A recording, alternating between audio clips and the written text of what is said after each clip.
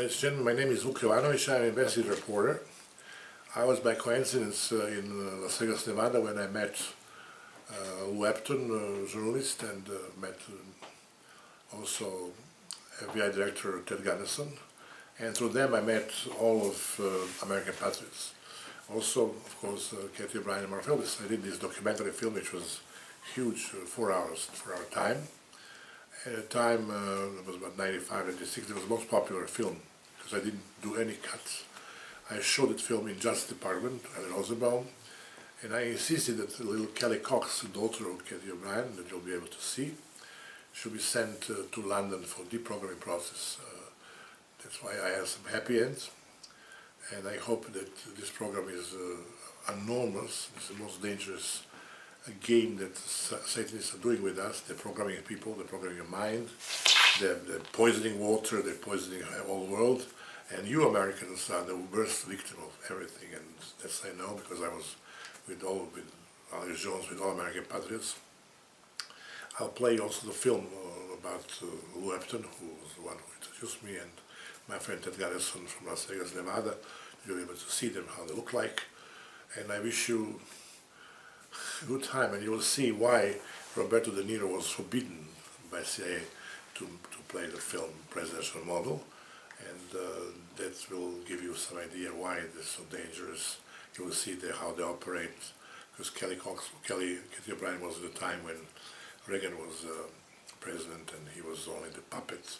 The main figure was a pedophile, a big pedophile, Bush Senior, who is the worst criminal of all, person whose father was dealing with Hitler, and they are the worst enemy of the United States in the world. And we hope that person who I happen to know, Mr. Trump, will win, and I hope if you'll be able to send him this tape, which I'm not able because I'm limited in Serbia. Please do me a favor and send to his people in New York, wherever they are, send this tape and tell my regards to Ivanovic, and also tell them that American Ambassador Mr. Scott knows where I am and where he can find me. You'll do me a great favor and send this tape to Alex Jones, and Alex Jones will be very happy to have this tape after so long time, and also tell Mr. Trump, and I tried to send him a message as well, that he should meet Cathy O'Brien and themselfes and get more information because of the scandals and everything else that's going on in America, and that all America should know about that. So please do my best and do me a favor and send this tape to Mr. Trump. Thank you very much, ladies and gentlemen. Enjoy my film, and sorry the quality is not that good, but most important is the story. You just mentioned that you were testifying in front of FBI. Yes. What kind of testifying was that we're talking about? In 1989, I brought forward the diaries of her controller or handler, Alex Houston, because these diaries contained a number of large cash transactions among high-ranking officials, both within the Justice Department, in the entertainment business, as well as some politicians, including... Cathy, you have in front of you a list of the people that you collected after your recollection of everything that happened after you was rescued by Mark Phillips. People that you can say and swear the member of the Rose. Can you give me this list and tell me what people are on that list? And you also having a list of all drug traffickers that you was acquainted with. You met them and you work with them. Yes, this is a partial list that I've compiled. It was just a matter of listing some names for convenience purposes for people investigating. And I refer to it as a perfect traitors list because these are certainly traitors of our country that are involved in implementing the New World Order under this group that they refer to as the Order of the Rose. And the orders from the Rose were orders from George Bush. That's not to say he was the very top person in this effort, but he certainly was in this, the aspect of it that was going on in our country, Canada, Mexico, and throughout the Caribbean. One of his primary people that was working under him in the UN capacity was Madeleine Albright, and Madeleine Albright was part of the Order of the Rose that was involved in the Caribbean operations, and even had an office in the Organization of American States office in Washington, D.C. You visited her. Can you tell me more details how you came in touch with her? And you told me that she also sexually harassed you in that office at the time. Can you tell me approximately time frame and when it's happened and when you visited, and who brought you to this meeting with her, and what was the purpose of that meeting? This was in, I believe it was 1985. I have a little more difficulty with exact dates and times because as a programmed multiple, in essence, it was as though it were one long day to me. I was not aware of time, my age, or anything else. But Madeleine Albright was at the White House cocktail party that was being thrown for Brian Mulroney, Prime Minister of Canada, who is also Order of the Rose. And main purpose for you being there was what? Was for prostitution to Brian Mulroney at that time. But anytime I was in Washington, D.C., it was usually multi-purposed, as was this particular trip. And after having been prostituted to Brian Mulroney that Can you explain me the situation in more details? Who brought you there, and what was the room that was used for that reason? Also in White House, or he was guest in White House? He slept in White House? Yes, he had a room in the White House at that time, and I was brought into a White House cocktail party for the purposes of making contact with Brian Mulroney for prostitution later that evening in his room in the White House. This room? Can you describe this room? It was one of the nicer guest quarters that they have in the White House, and it was actually a suite. It wasn't just a bedroom. There was an outside room to it that had a sofa in it and some comfortable furniture. But also in that room, by the time I entered, were 3 other girls, one of which was a very dear friend of mine who remains a dear friend of mine to date. She is a mind-controlled slave of U.S. Senator Arlen Specter. She's not free at this time. She is amnesic of most of the events, and she's anxiously awaiting the day that someone will be able to rescue her from her ongoing mind control existence. What is her name, and where is she located now? For her safety, I will not say her name or her location, but I will say that she has flashes of memory at times. And when I was talking with her recently, she said that... You met with her in person? Yes, I've seen her since. She knows that the book Transformation of America has been written, and she finds tremendous hope for her and her children and for other mind control victims, that someone is actually vocalizing the atrocities that are going on in this country. To come back to the topic of Mulroney, so yes. You was brought to the entrance of the White House, especially yes. Which entrance you was using for? Service entrance. And to exemplify how the mind control slave's subconscious is so literal, my escort, Secret Service escort, stopped outside the door and pointed out the sign that said service entrance on it to me and enunciated it quite differently so that I understood it to read, serve us in trance. And the service entrance was very often how I was brought into the White House. He took me inside and up to the room that was being used for a cocktail party. Well, actually, it's a series of rooms. It's all interconnected where you walk from one right on into the other. It was during the Reagan administration, right? Yes. President Reagan was president at the time, and... Mrs. Reagan was not there, or she was there? Not that I saw. She wasn't... I never had any association with her, and didn't see her around at all. But, so who brought you there? I mean, just Secret Service, but who was your mind control operator at the time? At the time, my handler was Alex Houston. Alex Houston was the one who was part of the country music industry, which was the cover for our travels that brought me wherever I was ordered to go. U.S. Senator Robert C. Byrd was my owner. And as my owner, Senator Byrd directed my activities. He's the one who told Alex Houston to have me in specific places at designated times. And on this occasion, it was Senator Byrd who ordered that Alex Houston bring me to the White House. And also, because I had other business in Washington that I would have to be tending and mind control programmed for at that particular time.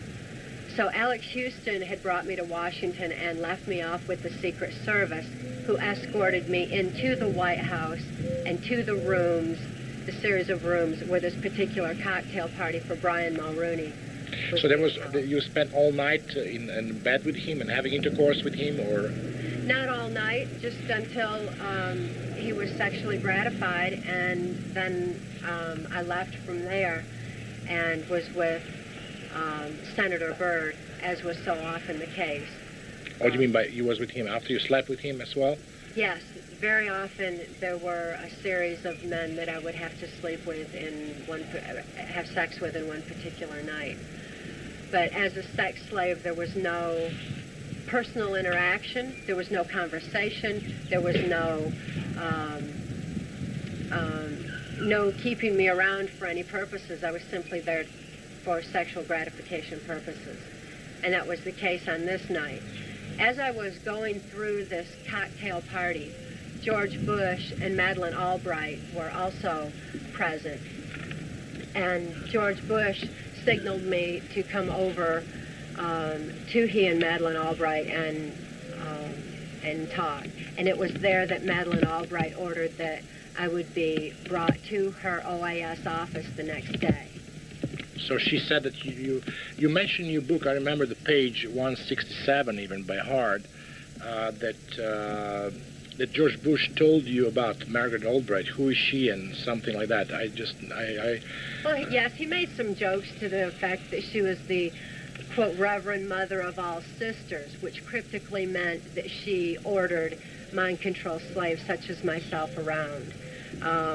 And that particular cryptic language was indigenous to the Catholic Vatican, the Jesuit mind control aspect of my victimization. So the Order of the Rose and the Catholic influence that I was experiencing at that particular time put me into the Catholic Jesuit mode of operation that I had been previously programmed for and conditioned for, and was often used for carrying out particular Caribbean operations. And now your second meeting with her was in that building that you was mentioning before. Can you describe the building and her office and how it looks like and how this event had happened? Well, the OAS building is located in Washington, D.C., and Alex Houston dropped me off out front. I went through the front door, and there's like a hallway that goes all the way through the OAS building and right out to the back where there's a rock garden. Her office... How the garden looks like? There's some elements that you can describe? The rock garden had a little walkway, like a sidewalk, where people who worked there, people who were brought in, could go outside. There were different rocks, some trees and shrubs there, and a lot of Caribbean art was around the woodwork. I noticed that there was some Haitian artwork in particular that I recognized from having been in Haiti on operations so many times. So you was first probably, you went through the guard there and who told you where you're going, right? And first somebody asked you where you're going, or? No, I just went straight in. I already knew where I was supposed to go, and I'm sure that the different indicators that I was wearing was a tip to many that I was part of the CIA operations anyway. I, too, had to wear the different roses, and particularly in my hair. But I had been given a little red rosy cross when I was first brought into the Order of the Rose. Could you just keep this, what you was talking yesterday, and I just want to be curious if you can tell us on the camera that. You went to her room and she was sitting there, right? And she was... yes, after what's we happened talked outside and I had received my orders, she brought me back into her office which is located near the rock garden, and it's on the left as you go in. The office was really quite small, but it too had some of the Caribbean art on the walls. Some Haitian carvings were around the room. There was a file cabinet. Overall, it was a relatively small office because it was not her main office. But this OAS office was directly connected to the United Nations, and anytime I was around Madeleine Albright, the Catholic Jesuit aspect was accessed and used, and she accessed my sex programming at that time and made me perform oral sex on her before leaving. So how long was this action? So what she did was she just take her clothes off and order you to order oral sex on her? Well, actually, she just removed her panties. She was wearing a dress at the time, a longer skirt, which was more suitable for summer. It was a summer type weather anyway, and she just removed her nylon panties and had me perform oral sex on her while she sat in her office chair. And was she excited with that? Did she has orgasm? Yeah. You can think of. How long you stayed there in her office? As long as it took. I really don't know how long it was. Any time for something so disgusting is too long. But it was just until she was sexually gratified, and then I was just ordered to leave. So what kind of order did she give you in that particular moment when she met with you? Well, she just accessed the sex program part, the same part like Hillary Clinton would use, and that was done through the sister references, particularly a twin sister reference where the sex programming had actually already been instilled, and the removal of her panties and with her spreading her legs and giving me orders was really all it took.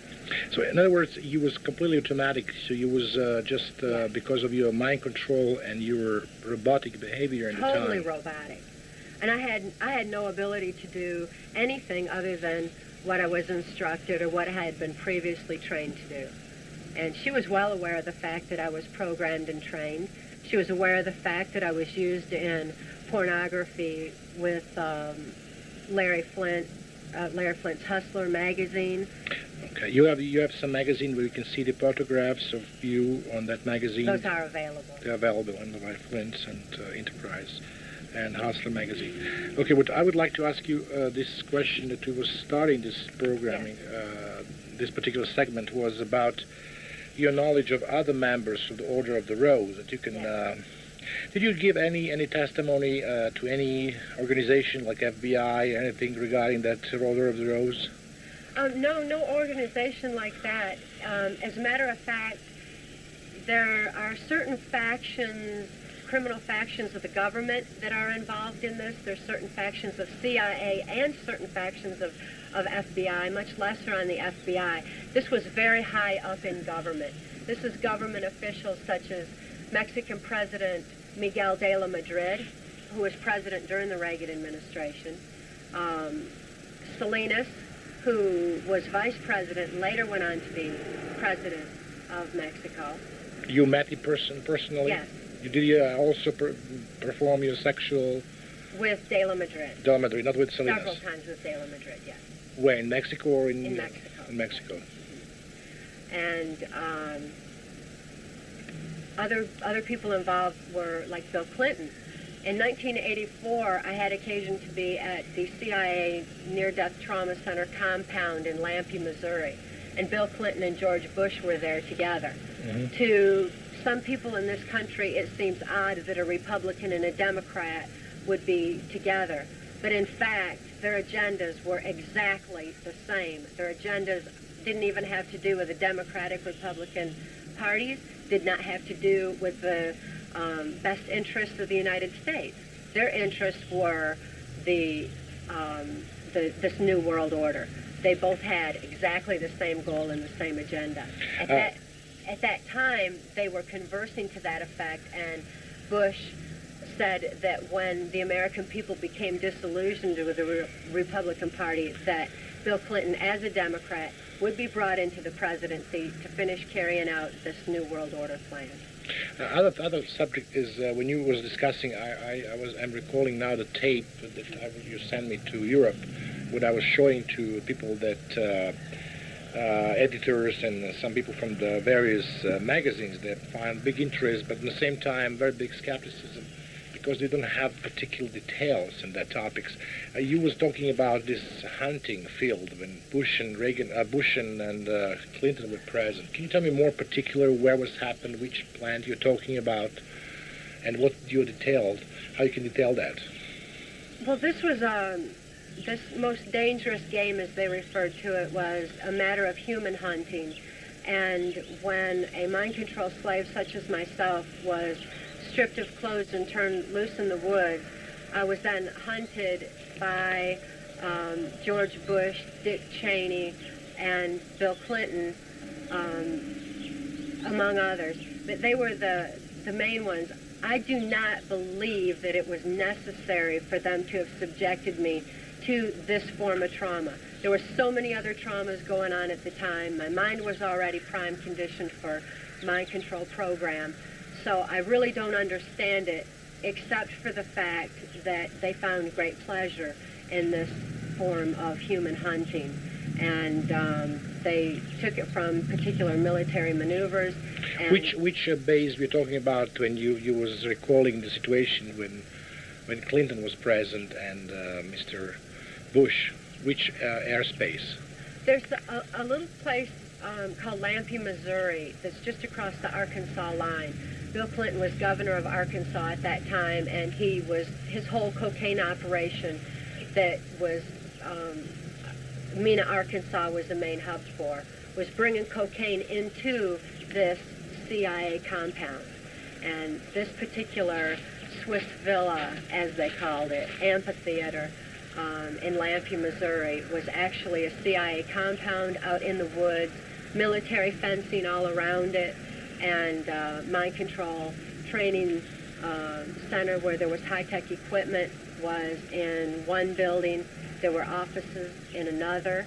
There were little Swiss-style villas or cabins where different officials in either the military, CIA, or politics would stay, and it would house them while they were there for either the cocaine activities, for the paramilitary operations that were going on. There are black helicopters everywhere, total robotic guys that were being used in special forces.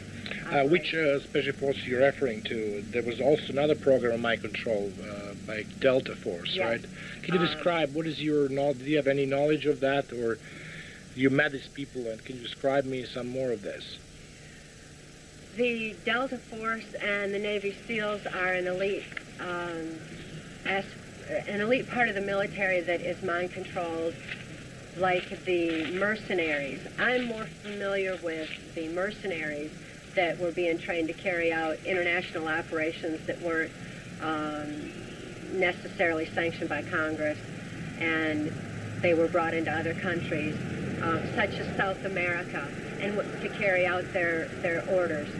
When in a country like that, the airplanes would then come back with the drugs in them, and the drugs were then sold on the streets here in America, and really worldwide. The CIA's so-called war on drugs was nothing more than the CIA eliminating their competition and taking over the drug industry. So it was all inter-attached. It all interworked.